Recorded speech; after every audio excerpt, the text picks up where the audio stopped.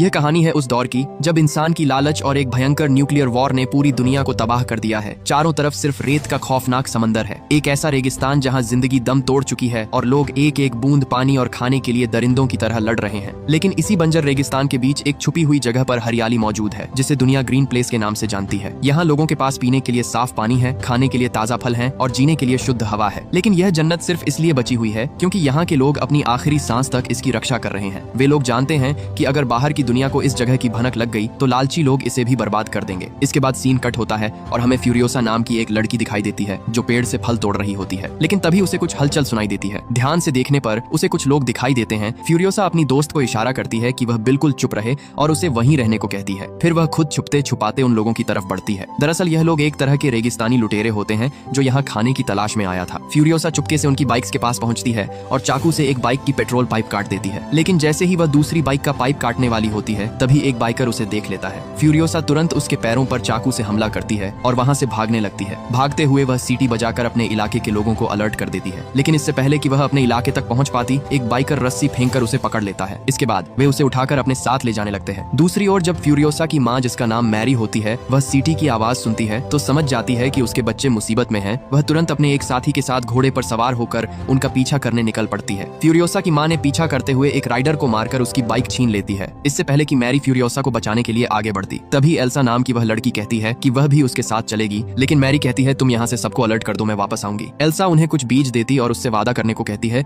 कि चाहे कुछ भी हो जाए किसी को भी ग्रीन प्लेस का पता नहीं चलना चाहिए। साथ ही जो लोग इस जगह को देख चुके हैं उनमें से कोई भी जिंदा नहीं बचना चाहिए। अब मैरी बाइक लेकर उन लोगों का पीछा करने लगती है। दूसरी तरफ 3 बाइकर बहुत तेजी से आगे बढ़ रहे होते हैं। तभी मैरी की गोली से उनमें से एक के सिर की खोपड़ी उड़ जाती है। यह देखकर बाकी 2 बाइकर डर जाते हैं और समझ जाते हैं कि स्नाइपर से बचना आसान नहीं होगा। वे एक चाल चलते हैं। जो बाइकर मरा था उसकी बाइक का तेल का टैंक खोल देते हैं और उसके पहियों को निकालकर अपनी बाइक के पीछे रस्सी से बांध देते हैं। अब जब वे आगे बढ़ते हैं तो पीछे बंधे पहियों की वजह से चारों तरफ धूल उड़ने लगती है, जिससे स्नाइपर के लिए उन्हें निशाना बनाना मुश्किल हो जाता है। इसी बीच जब फ्यूरियोसा को होश आता है तो वह भी एक तरकीब लगाती है। वह दांतों से पेट्रोल पाइप काट देती है ताकि वे ज्यादा दूर न भाग सकें। दूसरी तरफ मैरी देखती है कि पास में पड़ी एक बाइक ज्यादा पावरफुल है। वह अब अपनी बाइक का पहिया और तेल का टैंक खोलकर उस बाइक में लगा देती है। अब वह भी बहुत तेज रफ्तार से उन बाइकों का पीछा करने लगती है। दूसरी तरफ उन बाइकों में से एक बाइक का तेल खत्म हो जाता है। वे समझ जाते हैं कि फ्यूरियोसा ने उनका तेल का पाइप काट दिया है। अब इन दोनों के बीच झगड़ा हो जाता है कि जो बाइक अच्छी थी उसका तेल का टैंक वह ले जाए। इसी दौरान फ्यूरियोसा अपने हाथ की रस्सी चाकू से काटकर भागने की कोशिश करती है,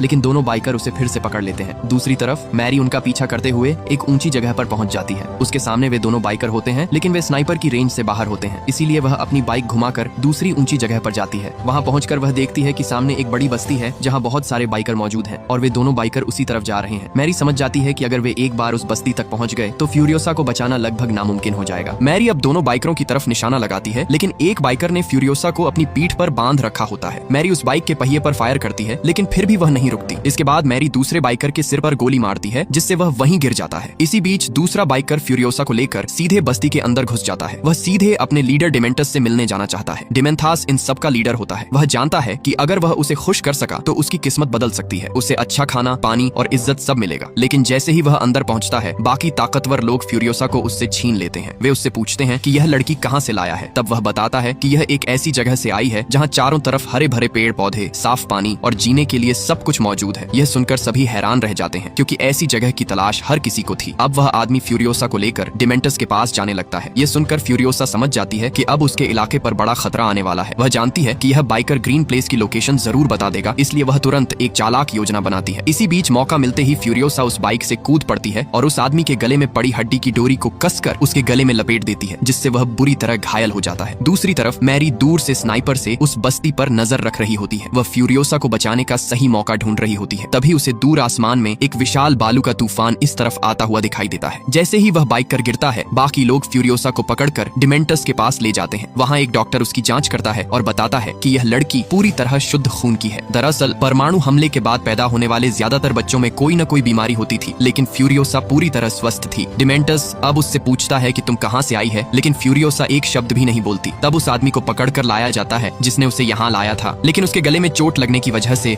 वह बोल नहीं पाता। तब 2 लोग उसे पकड़कर उल्टा लटका देते हैं और उसे बालू पर उस जगह का नक्शा बनाने के लिए मजबूर करते हैं। इसी बीच फ्यूरियोसा उसे जोर से लात मारती है, जिससे वह नीचे गिर जाता है और वहीं उसकी मौत हो जाती है। डिमेंटस समझ जाता है कि यह लड़की इतनी आसानी से कुछ नहीं बताएगी, इसलिए वह उसके साथ नरमी से पेश आता है और अपने अपने लोगों से कहता है कि इसका अच्छे से ख्याल रखा जाए, इसे साफ पानी और अच्छा खाना दिया जाए और कोई इसे परेशान न करे। इसके बाद फ्यूरियोसा को एक तंबू में ले जाया जाता है जहाँ एक लड़की उसके हाथ पैर साफ कर रही होती है। उधर मैरी खुद को छिपाने के लिए एक राइडर के कपड़े पहन लेती है और फ्यूरियोसा को बचाने के लिए निकल पड़ती है। उसी समय भयंकर रेतीला तूफान पूरे इलाके में फैल जाता है। इसी तूफान का फायदा उठाकर मैरी चुपके से कैंप के अंदर घुस जाती है और फ्यूरियोसा को ढूंढ लेती है। वह तुरंत उसे आजाद कर देती है, लेकिन जैसे ही वह एक आखिरी लड़की को मारने वाली होती है, वह लड़की डरकर कहती है, मुझे मत मारो, मैं भी तुम्हारी बेटी की तरह यहाँ फंसी हुई हूँ। यह सुनकर मैरी उस पर दया करती है और उसे छोड़ देती है। इसके बाद वह फ्यूरियोसा को अपनी बाइक पर बिठाकर वहाँ से तेजी से निकल जाती है, लेकिन उसे इस बात का अंदाजा नहीं होता कि जिस लड़की को उसने छोड़ा है वही उसे धोखा देगी। जैसे ही वे कैंप से बाहर निकलते हैं, वह लड़की डिमेंटस को सब कुछ बता देती है। तभी उसका एक गनमैन उनकी तरफ फायर करता है, जिससे मैरी की पीठ पर बंधी ढाल में आग लग जाती है, लेकिन इसके बावजूद वह रुकती नहीं है। वह फ्यूरियोसा को सुरक्षित जगह पर ले जाकर अपने शरीर की आग बुझाती है और जलते हुए कपड़े उतार फेंकती है। मैरी अपनी बाइक लेकर बहुत दूर निकल आती है। रेतीले तूफान की वजह से उनके टायर के निशान भी मिट चुके होते हैं। उसे लगता है कि अब कोई उनका पीछा नहीं कर पाएगा, लेकिन तभी उसे दूर से कई बाइकों की आवाज सुनाई देती है। दूसरी तरफ डिमेंटस अपनी पूरी सेना के साथ उनका पीछा कर रहा होता है। वह अपने कुत्तों की मदद से मैरी की गंध सूंघकर उनकी तरफ बढ़ रहा होता है। अब मैरी समझ जाती है कि अगर वह सीधे अपने इलाके में पहुंची तो डिमेंटस वहां तक पहुंच जाएगा और ग्रीन प्लेस खतरे में पड़ जाएगा। इसलिए वह एक बड़ा फैसला लेती है। वह फ्यूरियोसा को हरी घाटी के बीच देती है और कहती है कि इनकी रक्षा करना यही हमारी दुनिया की आखिरी उम्मीद है। इसके बाद मैरी फ्यूरियोसा को बाइक पर बैठाकर आगे भेज देती है और खुद डिमेंटस की पूरी सेना को रोकने के लिए अकेली खड़ी हो जाती है। कुछ ही देर में डिमेंटस की सेना वहां पहुंच जाती है। मैरी एक पत्थर की आड़ में छिपकर एक एक कर कई लोगों को गोली मारती है, लेकिन आखिरकार वह पकड़ी जाती है। इसके बाद ये लोग मैरी को एक पेड़ से टांग कर उसे टॉर्चर करते हैं ताकि वह उन्हें हरी घाटी का पता बता दे। उधर फ्यूरियोसा भी अपनी माँ को छोड़कर ज्यादा दूर नहीं जा पाती और वापस उसी जगह लौट आती है। फिर डिमेंटस कहता है कि अगर तुम हमें बता दोगी कि तुम कहाँ से हो तो मैं तुम्हारी माँ को छोड़ दूंगा, लेकिन मैरी उसे कुछ भी बताने से मना कर देती है। इसके बाद ये लोग फ्यूरियोसा के सामने उसकी माँ को जिंदा जलाकर मार देते हैं। यह देखकर फ्यूरियोसा पूरी तरह से टूट जाती है और डिमेंटस उसे बंदी बना लेता है, इस उम्मीद में कि एक दिन वह हरी घाटी का पता जरूर बताएगी। अब फ्यूरियोसा को एक खगोल वैज्ञानिक के साथ पिंजरे में कैद कर दिया जाता है। वह सितारों को देखकर रास्ता बताने वाला आदमी होता है। वह फ्यूरियोसा से कहता है कि अगर तुम चाहती हो कि डिमेंटस तुम्हारा ख्याल रखे तो तुम्हें खुद को अनमोल बनाना होगा। वह कहता कि मैं तुम्हें सितारों और ग्रहों को पढ़ना सिखा सकता हूँ। एक रात जब सब लोग सो रहे होते हैं, फ्यूरियोसा अपने हाथ पर एक नक्शा बनाती है जो सितारों के जरिए उसे उसके घर तक पहुंचा सकता है। इसी दौरान एक दिन डिमेंटस अपनी सेना के साथ खाने और पानी की तलाश में भटक रहा होता है। तभी उन्हें आसमान में लाल धुएं का एक इशारा दिखाई देता है। वे उस दिशा में जाते हैं तो वहाँ एक वॉर बॉय से मिलते हैं। वह बताता है कि मैं वेस्टलैंड के एक किले से आया हूँ जहाँ खाने और पानी की कोई कमी नहीं है। अगर तुम मेरी मदद करो तो मैं तुम्हें किले तक पहुँचने का रास्ता दिखा सकता हूँ। यह सुनकर डिमेंटस उसे अपने साथ शामिल कर लेता है और अपनी पूरी सेना के साथ उस किले पर कब्जा करने निकल पड़ता है। वह किला एक ऊंचे पहाड़ पर बना होता है। उसके अंदर शुद्ध पानी और हरियाली होती है, लेकिन नीचे रहने वाले लोग बहुत बुरी हालत में होते हैं। वे मिट्टी के अंदर गड्ढों में रहते हैं और खाने पानी के लिए पूरी तरह किले के मालिक पर निर्भर होते हैं। अब डिमेंटस किले के नीचे पहुंचता है और जोर से चिल्लाकर किले के मालिक को बुलाता है। वह कहता है कि तुम लोग अभी सरेंडर कर दो और मैं तुम्हें छोड़ दूंगा, वरना युद्ध के लिए तैयार रहो। तभी सामने आता है किले का मालिक इमॉर्टन जो। उसके चेहरे पर एक मास्क होता है और उसका शरीर सफेद रंग का दिखाई देता है। उसका कमांडर डिमेंटस से कहता है कि यहाँ से चले जाओ वरना जिंदा नहीं बचोगे, लेकिन डिमेंटस घमंड में हंसते हुए कहता है कि हम डरकर भागने वालों में से नहीं हैं। हम रेगिस्तान के वो तूफान हैं जो रुकना नहीं जानते। तुम्हारा ये किला आज राख में बदल जाएगा। और अब वह देखता है कि किले के चारों तरफ बहुत सारे सफेद शरीर वाले नंगे बदन लोग खड़े हैं जिन्हें वॉर बॉयज कहा जाता है। तभी इमॉर्टन जो अपने एक वॉर बॉय को इशारा करता है। वह अपने मुंह में एक विस्फोटक स्प्रे करता है और ऊंचाई से कूदकर सीधे डिमेंटस की सेना के बीच गिरता है। जोरदार धमाका होता है और कई लोग मारे जाते हैं। यह देखकर डिमेंटस घबरा जाता है। कमांडर कहता है कि हमारे पास ऐसे हजारों वॉर बॉय हैं जो इमॉर्टन के एक इशारे पर मरने को तैयार हैं। इसके बाद वॉर बॉयज डिमेंटस के लोगों पर हमला करना शुरू करते हैं। वे चारों तरफ बम फेंकते हैं। इससे बहुत सारे लोग मर जाते हैं। कुछ लोग हुक की मदद से डिमेंटस की बाइकों को ऊपर खींचने लगते हैं। इसी दौरान डिमेंटस देखता है कि जिस पिंजरे में फ्यूरियोसा कैद है उसे भी ऊपर खींचा जा रहा है और नीचे रहने वाले लोग भी उस पिंजरे पर टूट पड़ते हैं। वे लोग फ्यूरियोसा को अपहरण करने की कोशिश करते हैं। ये सब देखकर डिमेंटस उन्हें बचाने के लिए दौड़ता है और वह किसी तरह पिंजरे को नीचे गिरा देता है। लेकिन तभी मिट्टी के नीचे के लोग फ्यूरियोसा को खींचकर नीचे ले जा रहे थे। एक पल के लिए देखते हैं कि अंदर इंसान का सड़ा हुआ मांस लटक रहा है और मक्खियां भिन्न भिना रही हैं। इसका मतलब ये लोग इंसान का सड़ा हुआ मांस खाते हैं। वे लोग फ्यूरियोसा के साथ भी वे ऐसा ही करने वाला थे, लेकिन तभी डिमेंटस सही समय पर उसे बचा लेता है। अब हालात ऐसे हो जाते हैं कि डिमेंटस के पास पीछे हटने के अलावा कोई रास्ता नहीं बचता। वह अपनी सेना के साथ वहां से पीछे हट जाता है, लेकिन डिमेंटस इतनी आसानी से हार मानने वालों में से नहीं था। इसके बाद डिमेंटस डीजल गढ़ पर नजर रखता है जो 2 किलों के बीच खाना और पानी के बदले डीजल की सप्लाई करता है। इसलिए डिमेंटस डीजल गढ़ पर कब्जा करने का प्लान बनाता है ताकि वह वेस्टलैंड से खाना और पानी हासिल कर सके। इसके लिए वह डीजल गढ़ से आने जाने वाले एक टैंकर को घेरने की कोशिश करता है ताकि वह उसके जरिए अंदर घुस सके। उस टैंकर में जितने भी लोग सवार होते हैं वे उन सभी को मार डालते हैं। इसके बाद डिमेंटस के लोग अपना गेटअप वॉर बॉयज जैसा बना लेते हैं ताकि वे गेस्ट टाउन के अंदर जा सकें। फिर वे लोग उस टैंकर को वापस डीजल गढ़ की तरफ मोड़ देते हैं, जबकि डिमेंटस और उसके बाकी लोग लोग उनका पीछा करते हैं ताकि ऐसा लगे कि उन पर हमला हो रहा है। पहले तो डीजल गढ़ का लीडर कुछ शक होने पर गेट खोलने से मना कर देता है, लेकिन डिमेंटस रियल जैसा दिखाने के लिए टैंकर में सवार अपने ही लोगों को मारने लगता है। ये देखकर अंदर बैठे लोगों को लगता है कि सच में उनके लोगों पर हमला हो रहा है, इसलिए वे गेट खोलने का आदेश दे देते हैं। हालांकि वे सिर्फ टैंकर को अंदर आने देते हैं और बाकी राइडर्स को बाहर ही रोक देते हैं। लेकिन जैसे ही टैंकर अंदर पहुंचता है, उसके अंदर छिपे हुए लोग बाहर निकल आते हैं और वहां के सभी सिक्योरिटी गार्ड्स को मारकर दरवाजा खोल देते हैं। इसके बाद डिमेंटस की पूरी सेना अंदर घुस जाती है और डीजलगढ़ पर उसका कब्जा हो जाता है। फिर वह डीजलगढ़ के सरदार को बंदी बनाकर इमोर्टन के किले में जाता है और धमकी देता है कि अगर किसी ने चालाकी की तो वह पूरे डीजलगढ़ को उड़ा देगा। डिमेंटस कहता है कि अब से डीजलगढ़ पर मेरा राज होगा, इसलिए उन्हें खाना और पानी की सप्लाई बढ़ानी होगी और बदले में उन्हें आधा ही डीजल मिलेगा। लेकिन जब उसकी बात नहीं मानी जाती तो वह उस पुराने सरदार को मार देता है। तभी इमोर्टन जो की नजर फ्यूरियोसा पर पड़ती है और वह पूछता है कि यह लड़की कौन है। डिमेंटस कहता है कि यह उसकी बेटी है, लेकिन फ्यूरियोसा साफ मना कर देती है और कहती है कि यह झूठ है, इसने मेरी माँ को जिंदा जलाकर मार दिया है। इसके बाद इमोर्टन कहता है कि मैं तुम्हारा सप्लाई बढ़ा दूंगा, लेकिन इसके बदले में मुझे यह लड़की चाहिए ताकि वह बड़ी होकर मेरे लिए बच्चे पैदा कर सके। साथ ही वह डिमेंटस के फिजिशियन को भी अपने पास रख लेता है। फिर उसके लोग फ्यूरियोसा को एक वॉल्ट में ले जाते हैं जहाँ पहले से कई औरतें कैद होती हैं और उनका इस्तेमाल सिर्फ बच्चे पैदा करने के लिए किया जाता है। एक दिन इमोर्टन का बड़ा बेटा रिक्टस फ्यूरियोसा के बालों को गलत तरीके से छूता है। इससे बचने के लिए फ्यूरियोसा अपने बाल काटकर एक विग बना लेती है और रात में उसे पहनकर सो जाती है। तभी रिक्टस चुपके से वॉल्ट में आता है और फ्यूरियोसा को उठाकर अपने साथ ले जाता है। लेकिन जैसे ही वह उसका फायदा उठाने की कोशिश करता है और उसके बाल पकड़ता है तो विग उसके हाथ में रह जाती है और फ्यूरियोसा वहां से भाग निकलती है। वह जाकर एक पुल के नीचे छिप जाती है। रिक्टस उसका पीछा करते हुए वहां पहुंचता है, लेकिन तभी उसका भाई उसे देख लेता है। वह उससे पूछता है कि क्या हुआ, लेकिन परेशानी से बचने के लिए वह कुछ नहीं बताता और बिना ढूंढे ही वहां से चला जाता है। अब कहानी कई साल आगे बढ़ती है। हम देखते हैं कि इमोर्टन जो कि सेना एक वॉर टैंकर बना रही होती है, एक ऐसी मशीन जो भारी हथियारों से लैस है और किसी भी हमले का सामना कर सकती है। इस टैंकर को बनाने में फ्यूरियोसा भी उनकी मदद कर रही होती है, लेकिन वह एक लड़के का भेष बनाकर उनके बीच छिपी होती है। दरअसल उसका प्लान होता है कि टैंकर तैयार होते ही वह यहाँ से भाग जाएगी, इसीलिए वह कुछ दिनों का राशन और एक बाइक टैंकर के नीचे छिपा देती है। जब टैंकर पूरी तरह तैयार हो जाता है तब हम जैक को देखते हैं जो सबसे काबिल ड्राइवर होता है और वह आज तक कभी नहीं असफल हुआ है। आज वह सप्लाई रन के लिए डीजल गढ़ जा रहा होता है। फ्यूरियोसा भी उसी टैंकर के नीचे छिप जाती है। जब टैंकर दुश्मन के इलाके से गुजरता है तो कुछ लुटेरे उस पर हमला कर देते हैं। इस हमले में टैंकर के साथ चल रहे कई जंगबाज मारे जाते हैं। इसी दौरान एक रेडर फ्यूरियोसा पर भी हमला करता है, लेकिन फ्यूरियोसा भी उस राइडर पर अटैक करती है जिसके कारण उसकी बाइक टूट जाती है। इसके बाद फ्यूरियोसा भी लड़ाई में कूद पड़ती है और जैक की मदद करने लगती है। तभी अचानक उसका हेलमेट नीचे गिर जाता है और जैक देख लेता है कि फ्यूरियोसा एक लड़की है जो भेष बदलकर यहाँ से भागने की कोशिश कर रही है। फिर दोनों मिलकर सभी रेडर्स को मार गिराते हैं, लेकिन तभी फ्यूरियोसा पीछे से जैक पर गन तान देती है। वह उसे टैंकर रोककर नीचे उतरने के लिए कहती है ताकि वह टैंकर लेकर भाग सके, लेकिन जैक बहुत चालाकी से उसे नीचे गिरा देता है और खुद टैंकर लेकर चला जाता है। अब फ्यूरियोसा का सारा प्लान चौपट हो जाता है और वह काफी दुखी हो जाती है। इस रेगिस्तान में अब वह बिल्कुल अकेली होती है। तभी वह देखती है कि जैक वापस आ रहा है। वह कहता है कि मैं तुम्हारे लड़ने के जुनून को देखकर काफी हैरान हूँ। तुम्हारे अंदर लड़ने का जज्बा है, लेकिन तुम अभी पूरी तरह तैयार नहीं हो। इसलिए मैं चाहता हूँ कि तुम मेरी टीम में शामिल हो जाओ और उसे फिर से मजबूत बनाने में मेरी मदद करो। बदले में मैं तुम्हें लड़ाई के सारे तरीके सिखाऊंगा और तुम्हारे मकसद को पूरा करने में भी मदद करूंगा। इसके बाद फ्यूरियोसा उसकी टीम में शामिल हो जाती है और वह उसे अपना सेकंड कमांड बना देता है। अब कुछ समय बाद हम देखते हैं कि फ्यूरियोसा और जैक का रिश्ता काफी गहरा हो गया है। एक दिन जैक उसे एक बंदूक गिफ्ट करता है और कहता है कि तुम जहाँ भी जाना चाहो जा सकती हो, मैं तुम्हारे लिए खाना, पानी और गाड़ी का इंतजाम करवा दूंगा। तभी ये लोग टैंकर लेकर डीजलगढ़ पहुंचते हैं, जहाँ डिमेंटस के लोग इन पर हमला कर देते हैं और इन्हें खाली टैंकर के साथ वापस लौटना पड़ता है। जब ये लोग इमोर्टन जो को जाकर बताते हैं तो वह गुस्से से आग बबूला हो जाता है। इसके बाद वह डिमेंटस के खिलाफ जंग का ऐलान कर देता है। वह जैक और फ्यूरियोसा से कहता है कि कल सुबह तुम खाली टैंकर लेकर बुलेट फार्म जाओगे और वहाँ से जितना भी गोला बारूद मिले सब यहाँ लेकर आना। शाम होते ही जैक और फ्यूरियोसा एक पहाड़ी पर मिलते हैं। तभी जैक फ्यूरियोसा के हाथ पर बना नक्शा देखता है और पूछता है कि जहाँ तुम जाना चाहती हो वह जगह कहाँ है। इसके बाद फ्यूरियोसा उसे वो बीज दिखाती है जो उसे उसकी माँ ने दिया था। वह कहती है कि तुम भी मेरे साथ चलो, यहाँ से बचकर भागने का ये सबसे अच्छा मौका है। जैक भी उसके साथ चलने के लिए राजी हो जाता है। अगली सुबह जब ये दोनों वॉर टैंकर के साथ निकलते हैं तो जैक बीच रास्ते में टैंकर रुकवा देता है और एक कार में खाने पीने का सामान और 2 बाइक्स लोड करवाकर फ्यूरियोसा को दे देता है। लेकिन जैसे ही ये लोग किले के अंदर एंटर करते हैं, डिमेंटस के लोग घात लगाकर इन पर हमला कर देते हैं। जैक टैंकर के साथ अंदर ही फंस जाता है और उसके सभी जंगबाज साथी मारे जाते हैं। फ्यूरियोसा उसे बाहर निकालने की काफी कोशिश करती है, लेकिन डिमेंटस के लोग उसे चारों तरफ से घेर लेते हैं। इसलिए जैक उसे यहाँ से चले जाने का इशारा करता है, लेकिन फ्यूरियोसा उसे छोड़कर नहीं जाती। वह डिमेंटस और उसके लोगों का सामना करती है और जैक को बचाकर किले से बाहर ले आती है। इसके बाद ये दोनों कार में बैठकर वहाँ से भाग जाते हैं। फ्यूरियोसा बताती है कि उन्हें पूर्व की ओर 3 दिनों का सफर तय करना है, जिसके बाद वे नमक के रेगिस्तान तक पहुंचेंगे। वहाँ से आगे का सफर उन्हें बाइक से तय करना होगा। लेकिन तभी डिमेंटस उनका पीछा करता हुआ शॉर्टकट रास्तों से जल्दी ही उन तक पहुंच जाता है। इसी दौरान जैक को गोली लग जाती है और फ्यूरियोसा का हाथ भी घायल हो जाता है। इसके बाद डिमेंटस अपने मॉन्स्टर मॉन्स्टर ट्रक से उनकी कार को टक्कर मारकर पलट देता है और दोनों को पकड़ लेता है। फिर वह जैक को बाइक के पीछे बांधकर उसे टॉर्चर करता है और उसके शिकारी कुत्ते उसे नोच नोच कर मार डालते हैं। वहीं फ्यूरियोसा को भी उस मॉन्स्टर ट्रक के पीछे लटका दिया जाता है, जहां वह अपनी आंखों के सामने जैक को मरते हुए देखती है। लेकिन ट्रक के चारों ओर घूमती बाइक्स की वजह से बहुत धूल उड़ने लगती है। इसी का फायदा उठाकर फ्यूरियोसा वहां से भाग निकलती है। हालांकि इसकी कीमत उसे अपना हाथ काट कर चुकानी पड़ती है। साथ ही वह डिमेंटस के मॉन्स्टर ट्रक को भी खराब कर देती है, जिससे वह उसका पीछा नहीं कर पाता। रेगिस्तान में चलते चलते फ्यूरियोसा बेहोश होकर गिर जाती है। जब उसे होश आता है तो वह खुद को एक मिट्टी के गड्ढे में पाती है। उसके कटे हुए हाथ पर कीड़े रेंग रहे होते हैं। वहाँ वह देखती है कि इंसानों के कटे हुए अंगों पर कीड़े छोड़े जाते हैं और लोग उन्हीं कीड़ों को खाकर जिंदा रहते हैं। फ्यूरियोसा किसी तरह वहाँ से भाग निकलती है। इसके बाद वह किले के अंदर पहुंच जाती है। दूसरी तरफ उसी समय इमॉर्टन दूरबीन से देखता है कि डीजल नगरी में आग लगी हुई है और धुआं उठ रहा है। वह समझता है कि शायद वहाँ के लोगों ने डिमेंटस के खिलाफ विद्रोह शुरू कर दिया है और इसी मौके का फायदा उठाकर वे डीजल नगरी को फिर से कैप्चर करना चाहते हैं। इमॉर्टन जो वॉर बॉयज को राइड शुरू करने का आदेश देता है, लेकिन तभी वहाँ फ्यूरियोसा आ जाती है और कहती है डिमेंटस तुम्हें बेवकूफ बना रहा है। अगर तुम एक बार यह किला छोड़कर चले गए तो वह इस किले पर कब्जा कर लेगा। डीजलगढ़ में न तो कोई आग लगी है और न ही कोई विद्रोह हुआ है। और देखते हैं कि सच में डिमेंटस अपनी सेना के साथ छुपते हुए इसी तरफ आ रहा है ताकि इमॉर्टन जो को पता न चले। इसलिए वह डीजल से पहले रास्ता गीला कर रहा है ताकि धूल न उड़े। दूसरी तरफ इमॉर्टन कहता है कि मैंने जो प्लानिंग की थी वही होगा, लेकिन थोड़ा अलग तरीके से। थोड़ी देर बाद डिमेंटस देखता है कि धूल उड़ रही है। इमॉर्टन वॉर बॉयज को लेकर निकल पड़ा है और वह डीजल नगरी की तरफ जा रहा है। अब वह खुद इमॉर्टन के किले पर कब्जा करने जाता है, लेकिन दूसरी तरफ देखते हैं कि इमॉर्टन के वॉर बॉयज बाइक में टायर लगाकर धूल उड़ा रहे हैं। जैसे ही डिमेंटस का दल सामने आता है, इमॉर्टन का दल उस पर हमला कर देता है और अब शुरू होता है इन दोनों दलों के बीच एक भयंकर युद्ध। बताया जाता है कि वेस्टलैंड की यह जंग पूरे 40 दिन तक चलती है, जिसमें दोनों ही तरफ से काफी सारे योद्धा मारे जाते हैं। वहीं हम फ्यूरियोसा को देखते हैं जो हाथ के कट जाने से अपने घर का रास्ता भूल चुकी है, लेकिन आज भी वह बदले की आग में जल रही है। तभी उसे पता चलता है कि डिमेंटस मैदान छोड़कर भाग रहा है, जिसके बाद वह एक आर्टिफिशियल हैंड को अपना सहारा बनाती है और साथ ही अपने बालों को काटकर डिमेंटस का पीछा करने निकल जाती है। वहीं डिमेंटस जो अपने कुछ साथियों के साथ बचकर भाग रहा था, फ्यूरियोसा उन्हें एक एक कर मारने लगती है, लेकिन डिमेंटस उसे भटकाने की कोशिश करता है। ये सब लोग बचने के लिए अलग अलग डायरेक्शन में भागते हैं, लेकिन फ्यूरियोसा एक एक करके 3 रेडर्स को मार देती है। तभी वह दूरबीन से एक रेडर को देखती है जो गलती से दुश्मन के इलाके में चला जाता है और वो लोग उसे मार देते हैं। वहीं डिमेंटस बचने के लिए रेतीले तूफान में छिप जाता है, लेकिन फ्यूरियोसा उसे ढूंढ निकालती है। डिमेंटस जैसे ही गोली चलाने की कोशिश करता है तो गन खाली होती है। फिर वह बचकर भागने की कोशिश करता है, लेकिन फ्यूरियोसा कार से उसका पीछा करती है। अब डिमेंटस समझ जाता है कि फ्यूरियोसा से बचकर भागना पॉसिबल नहीं है, इसलिए वह उसके सामने सरेंडर कर देता है। लेकिन फ्यूरियोसा उसे इतनी आसान मौत नहीं देने वाली थी। वह उसे कार के पीछे बांधकर ठीक उसी तरह टॉर्चर करती है जैसे उसने जैक के साथ किया था। इसके बाद डिमेंटस फ्यूरियोसा से कहता है कि तुम कौन हो? ऐसा बर्ताव सिर्फ बदले की आग ही कर सकती है। फ्यूरियोसा डिमेंटस को उसकी पहचान याद करने को कहती है, लेकिन डिमेंटस को कुछ भी याद नहीं था। फ्यूरियोसा उसे याद दिलाती है कि मैं वही लड़की हूँ जिसकी माँ को तुमने 15 साल पहले जिंदा जला दिया था, लेकिन उसे फिर भी कुछ याद नहीं आता है। तब फ्यूरियोसा उसे बहुत टॉर्चर करती है। जब डिमेंटस जमीन पर नीचे गिर जाता है, तब फ्यूरियोसा उसके टैडी को अपने हाथ में ले लेती है। तभी डिमेंटस को याद आ जाता है कि ये वही लड़की है और वह कहता है कि मुझे तुम्हारे जैसे का ही इंतजार था। कोई आएगा और मुझे इस नर्क जैसी दुनिया से खत्म करेगा। फिर डिमेंटस कहता है कि मैं और तुम एक जैसे हैं। मुझसे भी मेरा घर परिवार बेरहमी से छीन लिया गया था। यहाँ हर कोई बदले की आग में जी रहा है, उनमें से तुम भी हो। लेकिन फ्यूरियोसा कहती है कि ऐसा नहीं है। फिर डिमेंटस कहता है अगर तुझ में हिम्मत है तो मुझे एक ऐतिहासिक मौत दे। फिर वह उसे पेड़ से लटकाकर धीमी आंच पर जलाती है, जैसे डिमेंटस ने उसकी माँ के साथ किया था। लेकिन अभी भी वह उसे जान से नहीं मारती। अब कहानी भविष्य में कुछ समय आगे जाती है और हम एक ऐसे शख्स को देखते हैं जिसकी बॉडी के बीच से एक पेड़ उग रहा है और यह शख्स कोई और नहीं बल्कि डिमेंटस है, जो दर्द से आज भी तड़प रहा है। उसे दर्दनाक मौत देने के लिए फ्यूरियोसा ने उस बीज को उसकी बॉडी में उगाया है और यह वही बीज है जो फ्यूरियोसा को उसकी माँ ने दिया था। अब जब उस पेड़ पर पहला फल लगता है तो वह उसे सभी प्रेग्नेंट महिलाओं में बांट देती है और उन्हें इस वॉर टैंकर में छिपाकर यहाँ से ले जाती है। और इसी के साथ ये कहानी खत्म होती है और आगे की स्टोरी नेक्स्ट पार्ट में देखेंगे।